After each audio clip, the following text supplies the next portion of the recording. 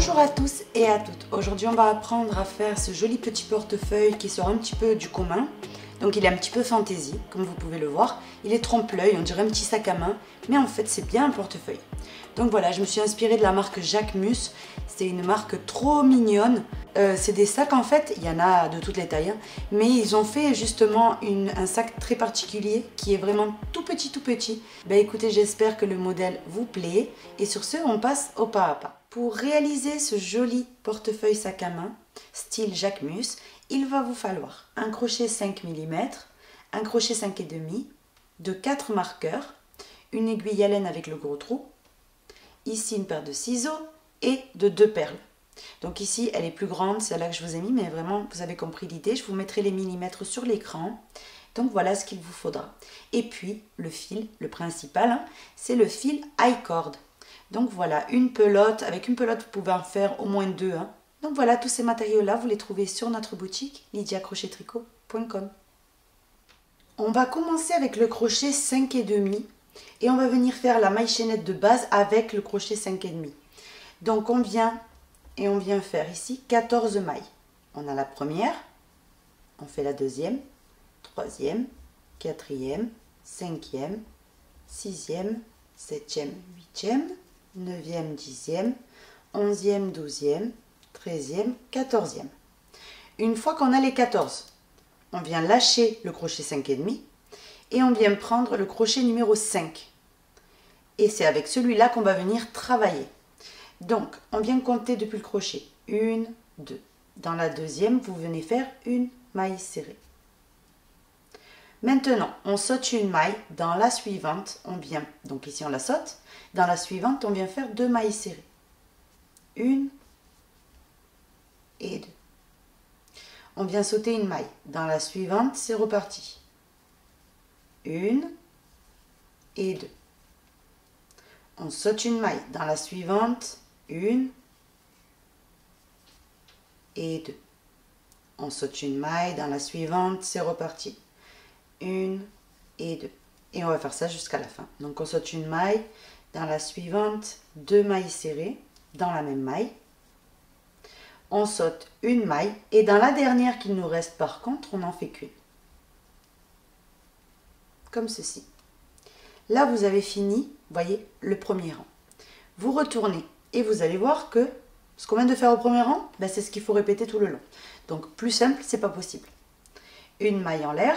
Ici même, toujours dans la première maille, on commence tous les rangs pareils en faisant une maille serrée. Et puis maintenant, c'est simple, vous sautez une maille, dans la suivante, 2 mailles serrées. Une, et dans la même maille, une deuxième. On vient sauter une maille, dans la suivante, 2 mailles serrées. Une, et 2. On saute une maille, dans la suivante, 2 mailles serrées. Une, 2. On saute une maille, dans la suivante, 2 mailles serrées. Une et 2. On saute une maille, dans la suivante, 2 mailles serrées. Une et 2.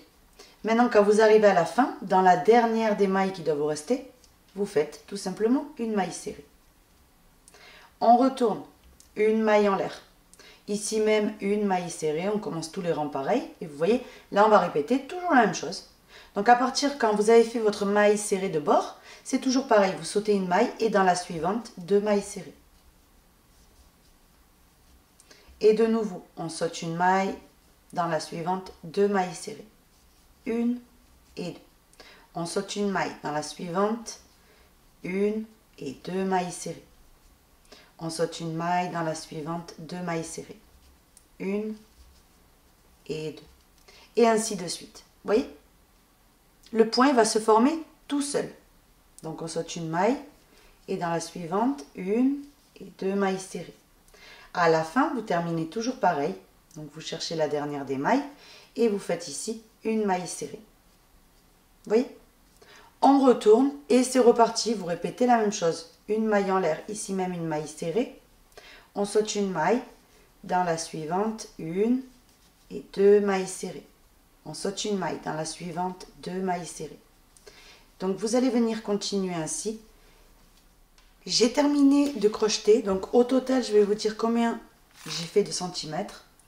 Donc j'ai fait 29 cm au total. Donc pour plier ça, ça va être très facile. Déjà, première chose qu'on va faire bien sûr, c'est couper notre fil à la fin. Et on va venir faire une maille en l'air. Et on va venir tirer. Ce fil-là, en fait, il va venir nous servir pour coudre. Donc on va venir plier. Vous avez ici des traits, vous voyez, comme des fleurs. 1, 2, 3, 4, vous voyez 5, 6, 7, 8, 9, 10, 11, 12, 13, 14 et 15. Donc on va venir plier ici, vous comptez 1, 2, 3, 4, 5, 6, 7. Et vous venez plier ça comme ceci. Ça, on va venir de suite et on va venir le fixer.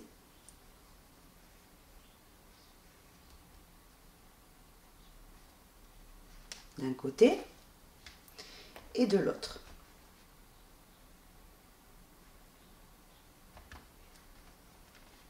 Ici, hop, comme ceci. On fait la même chose de l'autre côté. Donc, vous venez compter.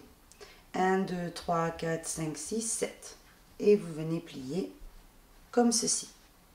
Vous venez également et vous le marquez.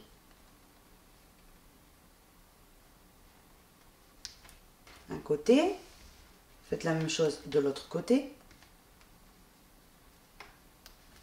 Vous voyez? Et là, on a ces parties-là, ici, pliées ensemble. Donc ensuite, ça et ça va être resserré l'un sur l'autre, vous voyez, avec un bouton clipseur. Et on aura notre petit portefeuille hyper solide de terminé. C'est vraiment trop mignon, mais on dirait limite une petite... vous savez, les petites pochettes qu'on tient comme ça? C'est vraiment trop beau. Donc on vient et on commence à assembler. Donc vous allez prendre une aiguille avec le gros trou, vous allez passer votre high cord. Et puis, ici on a atterri là. Vous venez en face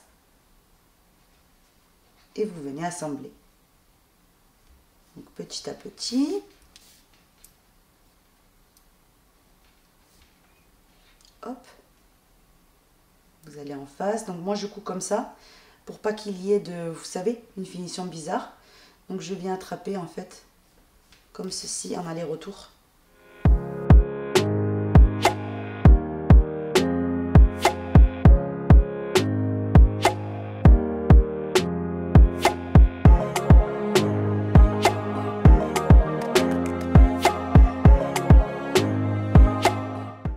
Quand vous arrivez à la fin, vous allez tout simplement venir, hop, repasser sur l'avant-dernier un coup. Vous voyez? Et maintenant que c'est cousu tout le long, vous allez venir tout simplement piquer à travers l'ouvrage et venir ressortir à l'intérieur. Ici, vous devez enlever ce marqueur-là. Vous pouvez le remettre ensuite avant de recoudre. Et vous allez venir ici à l'intérieur, donc vous retournez comme vous pouvez. Vous allez venir faire un petit nœud à l'intérieur et venir cacher votre fil.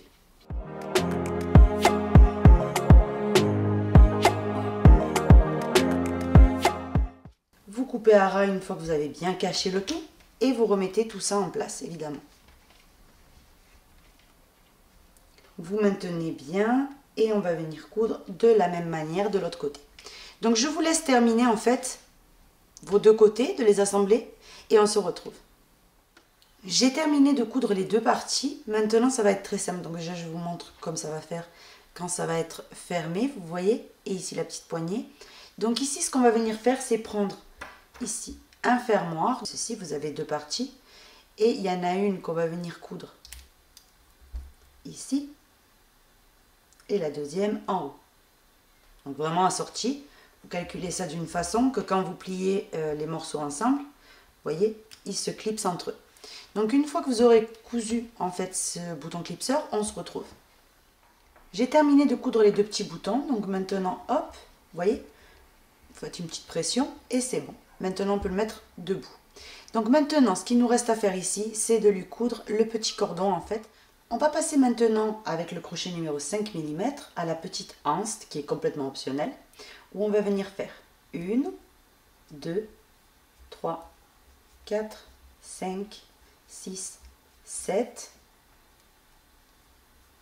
8, 9, 10 et 11 mailles en l'air. Maintenant, après ces 11, on vient compter depuis le crochet. Une, deux. Dans la deuxième, à partir de là, en fait, on fait que des mailles coulées dans toutes les mailles. Donc, 1, 2, 8, 9 et on va faire donc la 10e. Maintenant, on va contourner tout ça. Donc, vous vous accrochez juste après le nœud, en fait. Vous ramenez votre fil, maille coulée de nouveau. Et ensuite, à partir de là, dans tous les brins que vous voyez, maille coulée de nouveau. Vous avez ici des brins, en fait, de disponibles, vous voyez. Donc, tout cela, vous piquez, vous ramenez, maille coulée. Donc, vous allez faire ceci jusqu'à arriver là au sommet. Et ça sera terminé. Donc, cette petite anse est vraiment très facile à faire. Mais elle fait son petit effet.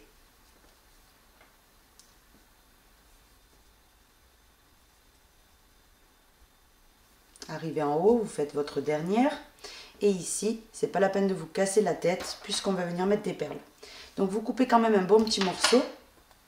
Et vous allez venir faire tout simplement ici, vous repiquez dans la suivante, une dernière maille coulée. Et vous venez tirer le fil. Ça, c'est vraiment juste pour égaliser. Vous voyez? Voilà ce que vous devez obtenir. Maintenant, vous allez prendre le fil et vous allez passer la perle de votre choix. Donc moi, j'ai pris des grosses perles. Vous allez venir plier légèrement ici votre anse et bien enfoncer le plus possible. Vous voyez? Voilà ce que vous devez obtenir pour que ce soit bien quelque chose de dur. Et maintenant, on va venir placer l'aiguille ici avec le gros tronc. Donc tout simplement, il faut compter qu'il y aura une perle de chaque côté. Donc ici, vous pouvez faire la même chose, donc simuler un petit peu. Ici déjà, vous avez une boucle qui apparaît. Vous ramenez votre fil à travers cette boucle-là pour que ça fasse pointu en fait. Et plat. Et maintenant, oui, vous y placez la deuxième perle. Vous allez venir, pareil que tout à l'heure, essayer d'enfoncer le plus possible la perle à travers cette anse. Vraiment que ça reste fixe. Et là, oui, vous pouvez simuler un petit peu ce que ça va donner. Donc, vous mettez ça comme ça. Vous mettez vos anses parfaitement. Et ça va être cousu. Sous la caméra, c'est pas évident. Donc, vous allez venir coudre de chaque côté. Vous voyez, tout simplement ceci. Et puis, ce sera terminé. Donc, le plus joli, au lieu que ça soit très, très écarté, c'est venir un petit peu les rapprocher. Hop, donc je vais venir commencer.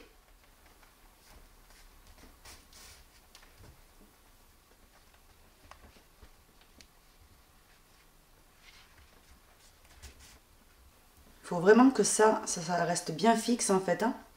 Donc n'hésitez pas à tirer le fil puisque c'est ça aussi qui relie les perles. Donc hop, quand vous trouvez que c'est bon, vous allez venir vous accrocher et faire un nœud. Avec beaucoup de pression pour pas que la perle se décale ensuite quand vous allez venir lâcher. Donc ça c'est vraiment très très important. Et maintenant vous avez juste qu'une chose à faire, c'est venir cacher votre fil. Donc vous regardez là où ça va faire le plus joli, dans quel sens. Et vous venez cacher votre fil petit à petit.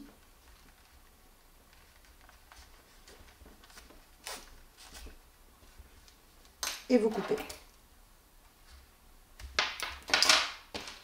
Vous faites exactement la même chose de l'autre côté. J'ai terminé de lui coudre les petites anses. Voilà ce que ça donne. Vous voyez, c'est vraiment très très très solide. Donc voilà. Écoutez, j'espère que mon tutoriel en tout cas vous aura plu. Moi je le trouve absolument mignon comme tout. Vous voyez, il est vraiment très très fonctionnel. Et hop, une fois fermé, ça se transforme limite en petit sac à main. Donc il ressemble vraiment beaucoup au petit sac Jacquemus. Je vous invite à aller voir si vous ne les connaissez pas. Ils sont vraiment très rigolos parce qu'ils sont tout petits. Ce sont des petits sacs de luxe mais vraiment minuscules quoi. Donc c'est vraiment très rigolo. Voilà, j'ai trouvé ça très original et ça... Pas pour sac, parce que personnellement, on ne peut pas mettre le téléphone, etc. Mais je me suis dit, pourquoi pas faire un portefeuille avec ce petit détail. En plus, ça n'empêche absolument pas de l'ouvrir. C'est vraiment une fantaisie. Donc voilà, et de s'en servir, vous pouvez le mettre dans votre sac sans aucun problème. Ben écoutez, j'espère que ce tutoriel vous aura plu. Si c'est le cas, je vous invite à vous abonner pour plus de nouveautés. Bisous à tous!